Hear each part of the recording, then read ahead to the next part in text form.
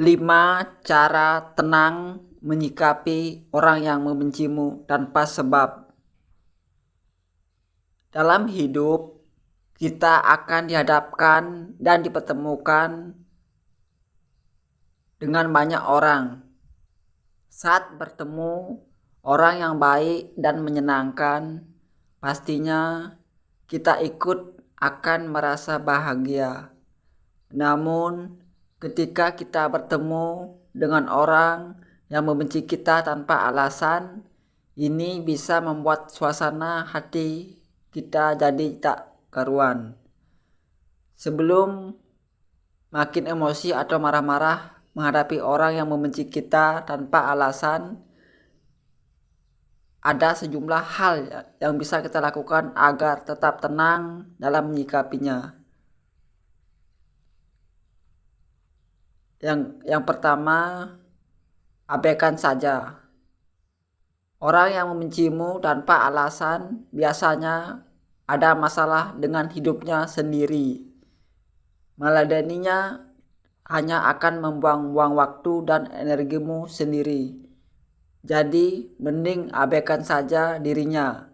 Dengan begitu, kita bisa menghemat energi dan waktu sendiri.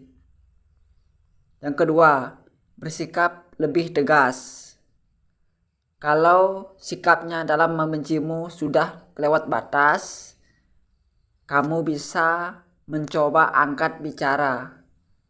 Kamu bisa bersikap lebih tegas dengan menyampaikan isi hati dan perasaanmu.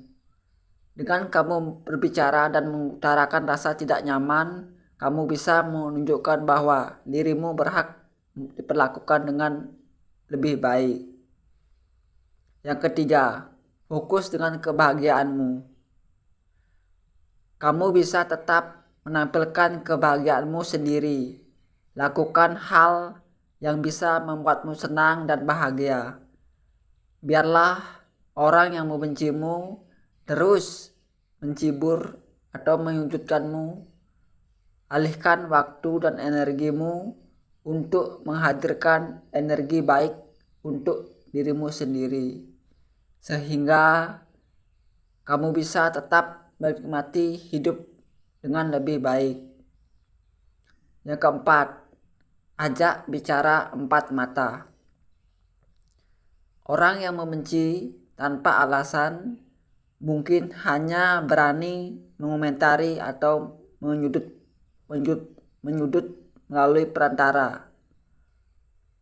Mungkin dia hanya berani menyampaikan lewat media sosial atau ketika berkumpul dengan banyak orang.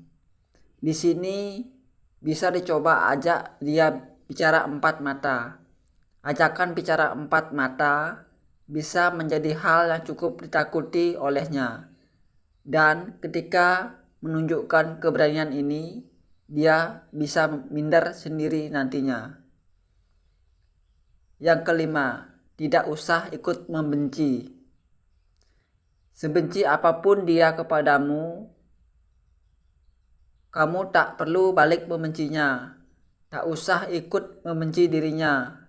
Biarlah dia sibuk dengan membencinya sendiri. Sementara diri bisa tetap fokus hadirkan hal-hal yang suka dan nikmati dalam hidup. Tetaplah jadi orang baik seperti biasa. Semoga diri senantiasa dikuatkan ya dalam menghadapi orang-orang yang membenci tanpa alasan. Biarlah mereka sibuk sendiri dengan energi negatif mereka. Sementara kita bisa fokus melakukan hal-hal yang lebih penting untuk diri dan hidup kita sendiri. Terima kasih.